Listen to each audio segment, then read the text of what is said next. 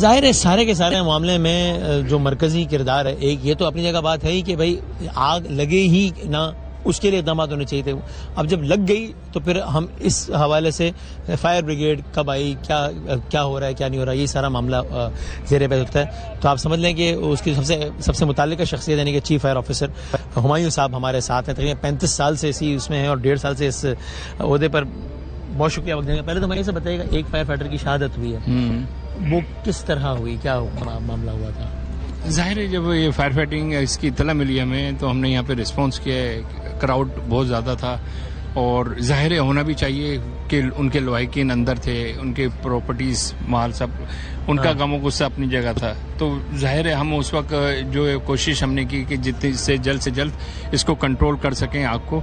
तो हम ये है कि जो मौजूदा क्राउड था उसकी वजह से थोड़ी सी हमें प्रॉब्लम क्रिएट हुई कि हम प्लानिंग नहीं कर सके और उसके बाद जो है जी आपकी तो जिसकी वजह से हम प्रॉपर प्लानिंग नहीं कर सके। लेकिन बात से ये है कि 2-3 घंटे के बाद जब क्राउड अंडर कंट्रोल हुआ है तो ये हमने बाकायदा फायर फाइटिंग शुरू की है। और ये जो क्योंकि तकरीबन 1.25 एकड़ के ऊपर ये शॉपिंग मॉल है गुल प्लाजा और इसमें 1200 से जायद दुकानें और अंदर जो रूट्स हैं वो भी इतने कंजेस्टेड हैं कि उसमें से निकल जाना जो है ना इतना मुश्किल है कि ये अगर लोग फंसे में हैं तो ये ऐसी जगह नहीं है कि कई फ्लैटों के नीचे से फायर हुई और लोग ऊपर फंस गए हों। ये ओपन ने इसके रास्ते थे, एग्जिट डोर थे, लेकिन तब भी फायर इतनी फास्टली हुई है कि उनको निकलने की नौबत नहीं आई।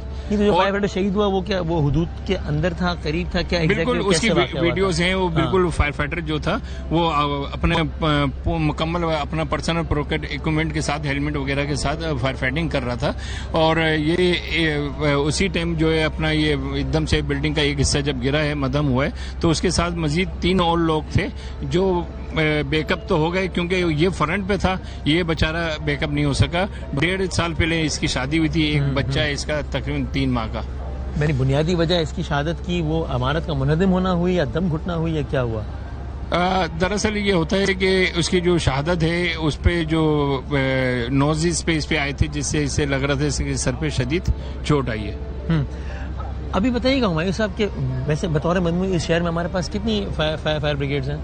इस वक्त हमारे पास अगर फायर अपना टेंडर्स की बात की जाए 45 फायर टेंडर्स हैं और सोनारकल की बात की जाए तो तकरीबन हमारे पास 6 सोनारकल्स हैं। और इस शहर के मुताबिक चूंकि जाहिर आपका तो पूरी एक्सपर्टीज है जी इस शहर के हवाले से हमारे पास कितनी होनी चाहिए इस सोनारकल जो 3 है कितनी होनी चाहिए? बिल्कुल अगर इस शहर की आप बात करें कि जिस शहर की अगर वोटर जो है वो 101 करोड़ 80 लाख हैं और अनरजिस्टर्ड जो है मजीद 1 करोड़ है, 3 करोड़ के करीब की ये आबादी है। तो जो एसओपी है जिसको हम कहते हैं एज पर स्टैंडर्ड वो लोगों की समझ में नहीं आती कि 1 लाख की आबादी पे 1 फायर स्टेशन होना चाहिए। उसका मकसद ये होता है 1 लाख की आबादी पे 1 फायर स्टेशन होना चाहिए। शहर में कितना फायर स्टेशन हमारे पास? इस वक्त हमारे पास तक 28 है ना। अब नाजी 28 फायर स्टेशन है हमारे। अब हम ढाका की बात कर लें जिसकी पॉपुलेशन हमसे ऑफकोर्स कम है। ढाका में 112 फायर स्टेशन है जो हमारे 28 हैं और ढाका में 112 हैं। दिल्ली की बात करें तो 61 है। दिल्ली की आबादी हमसे कुछ ज्यादा है अगर ऑन पेपर देखें तो, वैसे तो 61 है। तेहरान की आबादी की बात करें इसकी आबादी हमसे बहुत कम है। तेहरान में 452 फायर स्टेशन है, 452। और हमें कराची जैसे शहर की दुनिया के कई ममालिक से बड़ा है, उसमें हम बात कर रहे हैं 28 स्टेशन की, यानी स्टेशन पर मिलियन आप कह रहे हैं कि मतलब 1 स्टेशन होना चाहिए। उसकी लॉजिक ये है कि रिस्पांस टाइम को कम करना। अगर 1 लाख की आबादी पे तो 5 मिनट में रिस्पांस होगा, 2 लाख की आबादी पे तो 10 मिनट में। इट्स मीन्स इसी तरीके से टाइम ड्यूरेशन। और फायर फाइटर हमारे पास कितना है तकरीबन पूरे कराची में? फायर फाइटर इस वक्त हमारे पास जो एज पर बजट स्ट्रेंथ है वो तकरीबन 1100 की है। 1100 फायर फाइटर है हमारे पास। अब नाज़रीन अगेन, और ये मैं इसमें इनको नहीं ब्लेम कर रहा है क्योंकि ये तो अपने जो जान दे रहे हैं जो कर रहे हैं, लेकिन आप जो जिनका फर्ज है, अब देखिए फायर फाइटर कराची में है 1100। अब अगेन मैं आता हूं ढाका पे, अर्ज करूं कितने? 14,500। 1100 वर्सेस 14,000 ढाका में जो कि हमसे बहुत छोटा शहर है। दिल्ली में 3,500, तेहरान में 9,200, इस्तांबुल में तकरीबन 5,000, न्यूयॉर्क में, चलो मैं न्यूयॉर्क की बात ही नहीं करता, चलो आपको शंघाई में तकरीबन 274 है। शंघाई में 274 है और हमारे पास यानी शंघाई जैसे। लेकिन फिर वहां पे फिर एक और बहस भी है ना कि वहां पे उन्होंने बाकी इकदाम इतने किए हुए हैं कि वहां पे फिर इस तरह के हालात, प्लाजा जहाँ फायर एक्सटिंग्विशर भी ना हो, वो सब भी नहीं, वहाँ नौबत भी नहीं आती ना। ये आप उन मुल्कों की बात कर रहे हैं जो फायर प्रिवेंशन पे बहुत ज्यादा फोकस करते हैं। हाँ। अगर हम अपने उसमें तो होना चाहिए कि भाई आग लगे ही ना लगे तो फिर आप बेशक कम रखें फायर फाइटर भी। ये यानी कि हम किसी को कहते हैं ना फायर फाइटिंग ट्रेनिंग करवा रहे हैं, तो जो लोग आते हैं फॉरेन से वो हंसते हैं, कहते हैं ट्रेनिंग क्यों करा रहे हैं यार, फायर प्रिवेंशन क्यों नहीं आग लगे क्यों? कि आपको जरूरी है कि आग से लड़ना ही पड़े, तो आप इस वजह से शंघाई जैसे बड़े शहर में लोगों को ये अवेयरनेस क्यों नहीं देते कि यार ऐसे इंतजाम करो कि आग लगे ही ना।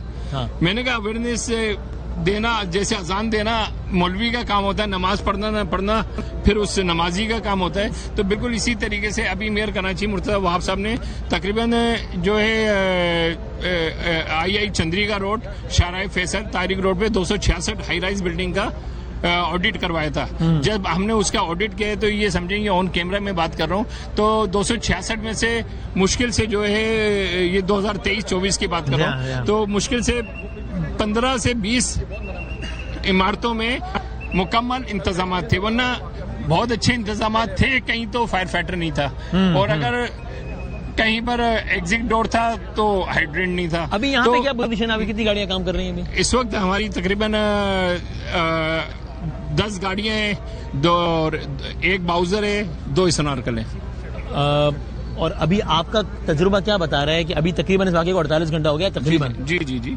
आपके अंदाजे में मुकम्मल काबू पाने में, मुकम्मल काबू से मेरी मुराद ये है कि जब आप अंदर जा सकें, एक्सेस मिल सके, देख सकें अंदर क्या जी। अच्छा, आपका तजुर्बा कितना टाइम लगेगा? हमारी अपनी जो फील्ड है उसमें काबू, मुकम्मल काबू किसको कहते हैं उसमें? मुकम्मल काबू और काबू,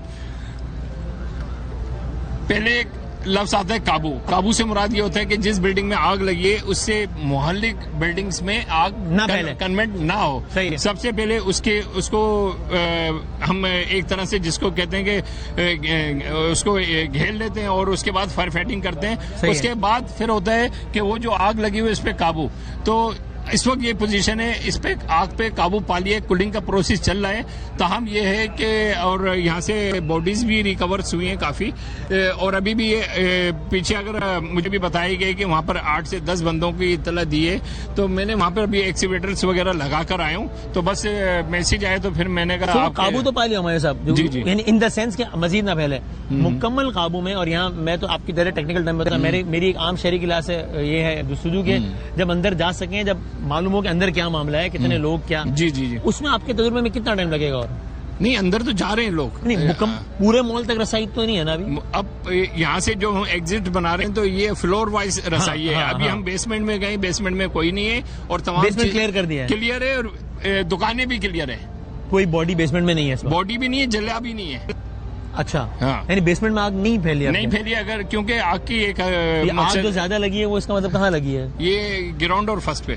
अच्छा, ठीक है, सही। अगर आप अब ग्राउंड की क्या पोजीशन है इस वक्त? ग्राउंड की ये मुकम्मल जल गया। जो भी बेचारे ताजिर थे या जो यहाँ पे बिजनेसमैन थे वो एक तरह से बिल्कुल जीरो पे आ गए। पूछना ये चाह रहा हूँ आखिरी बात कि आपके तजुर्बे में कितने वक्त में हमें अंदाजा हो जाएगा कि यार अब इसके अंदर कोई बॉडी या कोई रिमेनिंग नहीं है? इसमें कितना टाइम लगेगा अंदाजन आपके तजुर्बे में?